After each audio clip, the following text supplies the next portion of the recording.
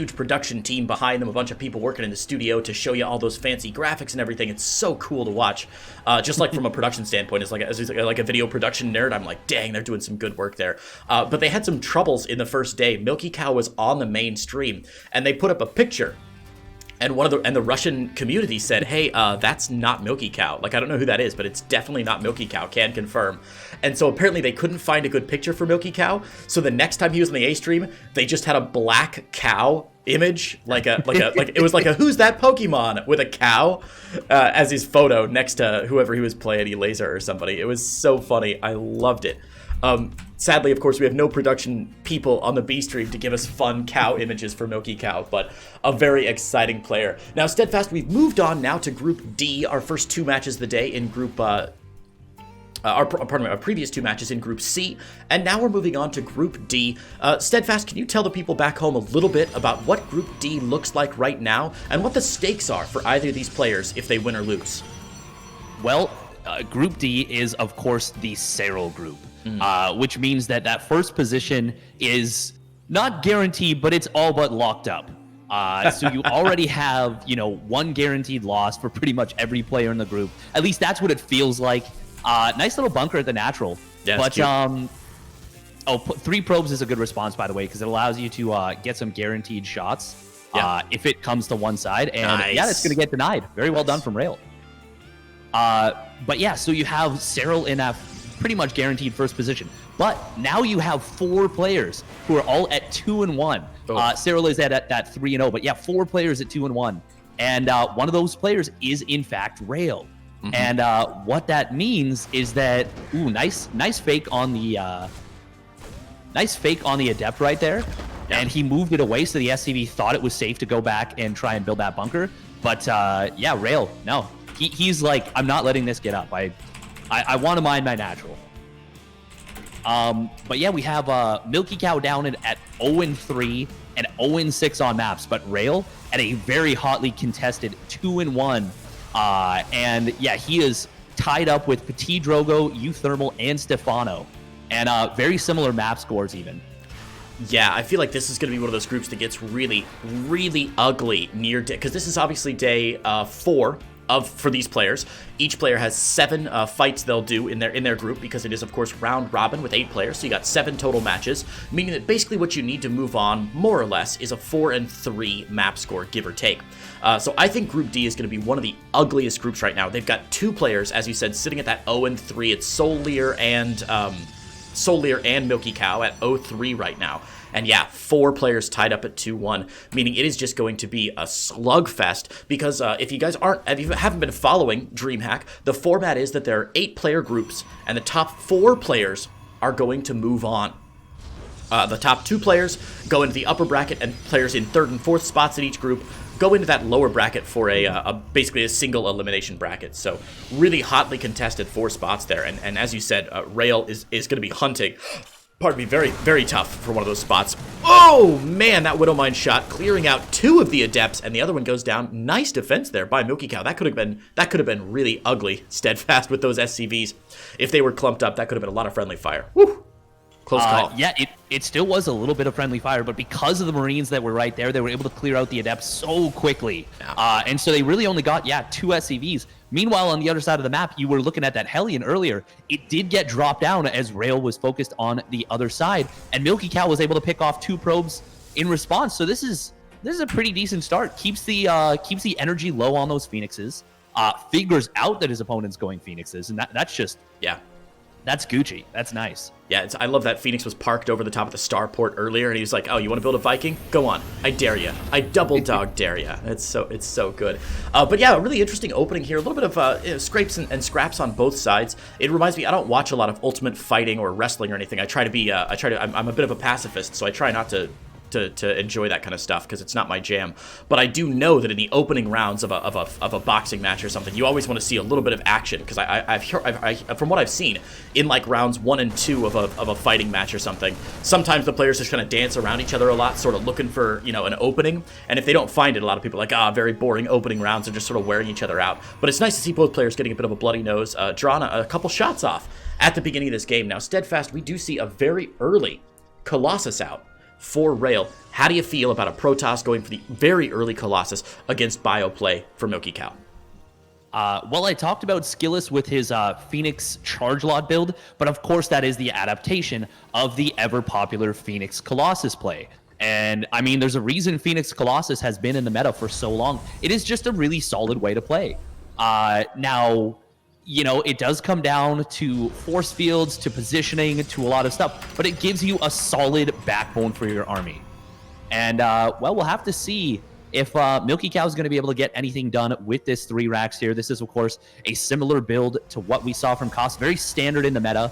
Now, some players like Koss do tend to commit a little bit heavier. Some players like Hero Marine play it as much more of a pressure build, and it looks like we're going to be seeing MilkiCow playing it a little bit more like a pressure build here. Yeah, that third base going down just as this attack hits. A very good observation, Steadfast. A pressure build indeed. And that's one of the beautiful things about going bio. It feels to me so flexible, especially against a Protoss player. You know, there's a reason you don't see mech as often as you see bio, just because bio is able to either go for like an all-in if you want, or a really nice pressure build. And this is some really great timing from MilkiCow. Rail's going to get that one Colossus stop from coming out just a couple seconds before it finishes here. And with the medevacs arriving just in time, they're able to pick up, evacuate those Marines and Marauders from the natural, while picking off 6 probes here. He's slowed down the Colossus production. He's slowed down the economy. This is actually a beautiful timing. You might even draw this Protoss army into some of these Widow Mines. That'd be ideal. Yeah, this is really nice from MilkiCow, and it looks like he is... Oh, okay, no, those Phoenixes will be able to force the lift off. MilkiCow is going to get back up to the high ground. Nice land on that Viking, barely keeping it alive. Slick. But yeah, this was a pretty solid opening. And behind all this, third command center is nearly done. Worker count is even, and MilkiCow, he had a couple of awkward rallies where he lost a few units, but his mechanics are very, very crisp, and I'm really excited to see more from him in the future. Yeah, we talked about it at the beginning of the match, but MilkiCow, one of those young up-and-coming players. I think he's 16 or 17, so one of those like Goblin-aged, Max Pack-aged players where you're just like, dang, this is incredible stuff from such a youthful player. Promises a lot of, a player with a lot of promise coming into the future. Now, there's a drop here, and the probe is going to spot this drop. That's actually enormous from Rail, not able to get into his main base. That can be so difficult, but it does look like it's going to happen. Gorgeous stuff here from Rail. Great defense, good scouting, and even dodged a couple of those Widow Mines. Well, got hit with his Zealots, but able to pull out from the rest of his army, so avoids the splash damage there. And now that he's on 3 Colossus, he's rebuilding his Phoenix, he's able to transition now into Disruptors. And I'll be honest, even though MilkiCow got some great pressure in the early game, it's starting to look like it might not be enough Steadfast. 6 probe kills is nice, but if you don't actually kill off any of the production facilities, Rail has just been able to move out with this army, or able to, build up this army to a very scary Protoss army. Look at the army value right now. Even though the army supply in the orange at the bottom of the screen might look similar, if you look at the army value in the top corner, almost twice what MilkiCow has. Yeah, and specifically in those gas units, which is really where the Protoss player starts to flourish. Now, the one thing that MilkiCow does have a nice advantage in is those upgrades. He will have 1-1 done for a little bit, but we see behind this, Rail is going for a double forge himself, and he is going to be able to kind of catch up in those upgrades, and with some really good Chrono Boost usage, maybe even surpass. But as I say that, we do have the second engineering bay coming online, and really nice timing out of MilkiCow there. Immediately starts up his +2 armor as well. You know, Steadfast, I try not to criticize players too much as a caster. I'm sure you can appreciate. You got to step back and just say, man, these players know so much more than I do. But one of my peeves in StarCraft 2 is when players build key tech buildings at their third base location. If you hear me cast, you'll know it's one of those things I notice every game because it bothers me so much. MilkiCow building that gateway, or pardon me, that Ghost Academy right outside his third base. He knows this third base is going to be under assault soon. He knows this is a primo position to get attacked into. There's no planetary fortress behind it, and oh man, it just makes me so uncomfortable. Obviously, Rail's not going to be able to set up for any real attacks here. This little Zealot run by from the Warp Prism down south is really cute. But he's not able to pick down the gateway before that advanced shockwaves finishes. It just bothers me a little bit when you could build it in a much safer location. It's not like there's no real estate in his main base or anything. Yeah, and he's already even got those turrets up there, so it's kind of a safe zone at this point. Like you said, it's a little bit weird and kind of unnecessary, to be honest. But I mean, like you said, we're not the pro players, but I think it's a valid criticism, to be honest. If you want a wall, just build depots. or even just build extra, engineering bays. Right. Wow, we do have MilkiCow. As he takes his 4th base, immediately starts a 5th command center. That is quite quick, and even going up into double Starport Liberator production. So really hardcore gearing up for the late game right now. Yeah, and it's smart timing as well, right? Because he's got the bio army out in the middle of the map right now, can control the map just a little bit, force an engagement out of Rail, and he knows that, okay, if I keep this army back, he's going to push Rail back onto his natural, onto his 3rd base, and prevent Rail from really pushing out and pressuring this 12 o'clock base, which Rail still has not spotted. So Rail does need to do a little bit better scouting. I mean, he must suspect there's another base going on at this point, but would be nice for him to get up here, and wow. Yeah, command centers, what is this, 5, 6, and 7 coming down now from MilkiCow? This is so smart. No real pressure from Rail right now, and he's got a ton of time to build up that economy while Rail is not pressuring. So I'd like to see a little bit more aggression out of Rail. It looks like right now he's just sitting back, maybe a little bit concerned. Bio's hard to play against those Steadfast. You know, as a Zerg player, you know how frustrating it can be. At any second, there can be a huge drop anywhere on the map, and you just got to be really cautious about that. Yeah, that is very true. Now, Rail does have pretty good map vision here. Yeah. He is going to be starting to get aggressive. Some nice missile turrets, actually getting some decent damage on those Phoenixes. I think may have even picked one of them off. But now we're going to see Rail rotate to a position where there's no units, and a beautiful Storm to start things off. EMP, oh man, it doesn't hit all that much. Liberators are not siege. Oh, that was a very close to being a massive disruptor shot. Storm does get kind of dodged, but there is a lot of Protoss right here. However, it's fighting into the liberation zones. Oh man, it looks like we're going to see MilkiCow get broken a little bit here, though. Yeah, absolutely. Get broken indeed. GG. Rail comes out with the win there. That was a really, really interesting fight from Rail. One of those Steadfast where I really wish this was from replay and we had like an hour and you and I could pause the replay, go back into it. And, you know, as a caster, you know, we all like want to... We want to talk about like everything that happened. There's only so much time during one of those fights to point out what's important. God, I always love when I see in chat somebody's like, oh, the casters didn't even notice this thing. And I'm like, no, trust us, we noticed it. There's just so much to talk about that we couldn't hit it all. But a really impressive engagement from Rail there.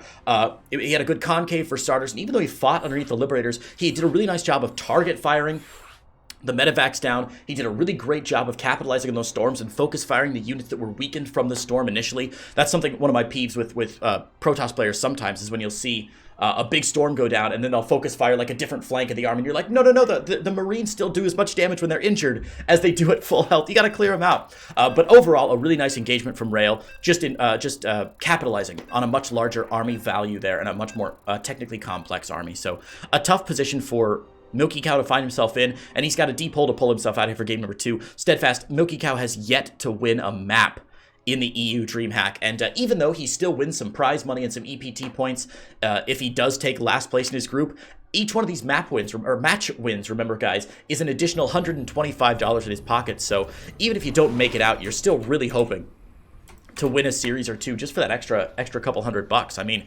I've seen Korean players play a best of 9 for $100, and these EU players playing a best of 3 for $125. It's not bad money at all, Steadfast. No, it's not at all. And, well, we're going to see if this man in the top left can add to his coffers. Spawning up in the top left, it is the red Protoss from Team Wardy. Give it up for Rail. And his opponent, the bottom right-hand side, pardon me, in the blue, from Archangel Gaming, looking for his first map win in the entire tournament, hoping to not go 0-14. It is MilkiCow. Now, Steadfast, I'd have to go back and check the Liquipedia entries for every EU regional, and I can't do that because I'm observing and adminning and casting at the same time, but I don't think we've had a player ever in the EU go 0-14. I'm pretty sure that every player has picked up at least one map win in these series over the last 3 events. At least I feel like that's true. Maybe there's 1 or 2, but I think it's very rare for a player to not win a single map, and that speaks to just how dang good these players are and how competitive they are. Sometimes it's easy to hop in here and think, okay, Rail's a much higher ranked player. He's probably more well known. MilkiCow's still an up-and-comer. This game is just over. There's no point in even playing it. No. But of course there's a point in playing it, Steadfast. All these guys are so close to each other. They're in such good form, and they're so competitive. It's one of those American football isms that I try not to use too much on stream because I alienate the people who hate real sport or regular sports. but it's an any given Sunday situation where truly any one of these players could absolutely pop off. I just saw on the mainstream, Christianer just beat Goblin. Nobody expected that. Any day, any of these players could win. To be honest, that's actually not that big of a surprise to me. I mean, it's an impressive result for sure, but Christianer is one of those players that's really, really crisp, and he's very good at PvP. He's got a lot of scary builds, and Goblin plays a style that is, it's very fast and loose. It's got a lot of trying to exploit other people's weaknesses, which means that, it's vulnerable to being exploited itself. But, I mean, getting back, it's still congratulations to Christianer. Two big results for him, taking down both Goblin and Lambo, and puts himself in a decent position there. That's so cool. It's so cool, man. I love that every single DreamHack so far has had at least one really cool Dark Horse, Cinderella, underdog story. I think the most notable example from DreamHack Fall was Geralt, who went so deep in that losers bracket, qualified in through his group and beat some big names. He took out Mana, I think, in the second round, and like some other Vanya, I think, as well. And he's doing well again this time around. So always on the lookout for one of those young up-and-coming players who, it also helps that Geralt is just so handsome that everybody was cheering for him just based on how good he looked and the mansion that he streamed from. But it's so cool to see these underdog stories coming through. Stargate opener, Phoenix out for Rail again first. Now, Steadfast last game, we saw a pretty rough Phoenix Colossus play. Obviously, a lot of Phoenix were lost by Rail. Do you think going Phoenix Colossus is a strong build again? Do you think MilkiCow's going to suspect it? If he scouts it, what can MilkiCow do? Can you talk a little bit about the Protoss build and maybe what MilkiCow's response should be? I mean, the response he had in the last game wasn't too bad. He did he got a little bit of damage done, but I would have liked to see him try and, force situations where there's two fights happening at once. And maybe that's a double drop coming into the main base while he continues to pressure the front. And then the Phoenix come back and he, picks off a couple of Phoenix with some Marine target fire. I think that would be a good way to try and create an opening for himself. Now, what we did see out of him was very interesting. And I think if he'd had those Liberators sieged, he would have been in an okay position. But unfortunately, he didn't. And he got caught out of position. And that was how he lost that last game. Right. Yeah, as always, man, we can talk and talk and talk about strategies and counters and how things go, but at the end of the day, it almost always comes down to those final fights, and really all the players are doing are looking to get themselves an edge as they go into what's going to be the final fight of the day, always trying to make sure they've got the best composition. But if you fail to siege your Liberators, if your tanks get caught unsieged, if your Marines are out of position, it doesn't matter what your upgrade advantage is, man.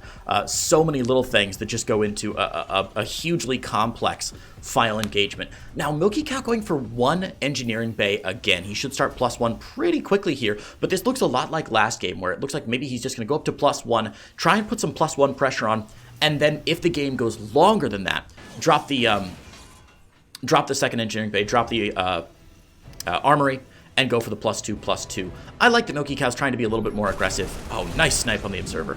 I like that he's going a little bit more aggressive this game. Hopefully he can get some damage done to Rail early on. I think that's one of MilkiCow's best chances, is to maybe get a drop, maybe get some Widow Mines, not Widow Mines. Yeah, he's going Widow Mines. So maybe get some Widow Mines. If he can get this drop done and get some damage done, he may have good fortune, but it's so tough to drop against a Protoss player who's doing Phoenix. Yeah, it really is. Now, a good way to do that is kind of what I was talking about earlier, where you put pressure on at the front, and then you rally a couple of medevacs into a corner of the base. But I don't think this is quite as good of a map to do so.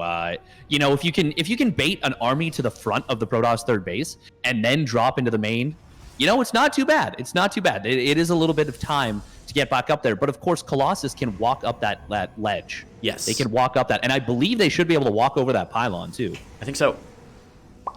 Yeah, you're absolutely correct. This map is I love all the new maps in the map pool. It sounds like I'm faking it just to be enthusiastic, but genuinely, all 4 of the new maps that have been added to the map pool: Lightshade, Oxide, Romanticide, and oh god, what's the 4th one? Steadfast. Oh god. Oxide, Jagannatha? Jagannatha, that's right. All 4 of the new maps, I think, have little unique qualities, but nothing so crazy that the players don't really want to play on them. I know that's one of the concerns, like when Golden Wall came out. It's objectively an amazing map, but the players, it adds too much confusion for the players. So these maps all seem to be really well balanced between like exciting maps, unique setups, and then pretty standard stuff as well. Nice catch by Rail here, picking off one of those medevacs and going to clean up this drop completely. As we said, very difficult for the Terran army to find drops. Find damage with drops when the Protoss player is already going Phoenix, and this is going to be a rough start for MilkiCow.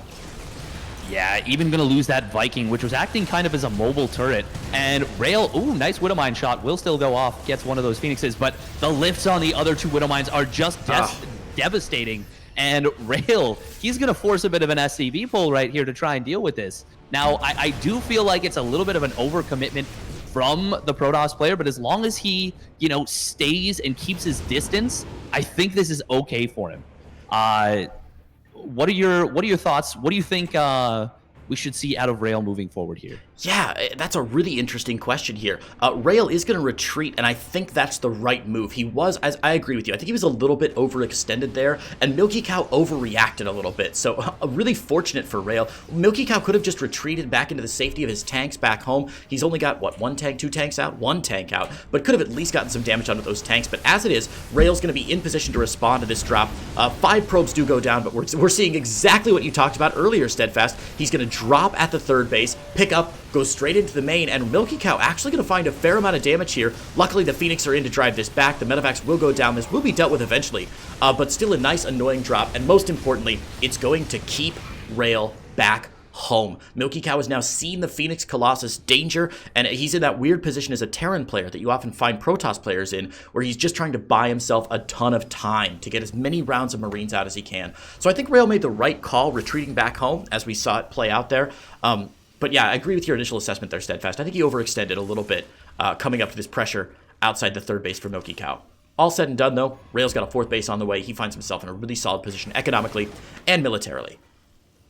Yeah, he is super far ahead right now. If we look at the units lost, he's up over 2,000 resources on his opponent.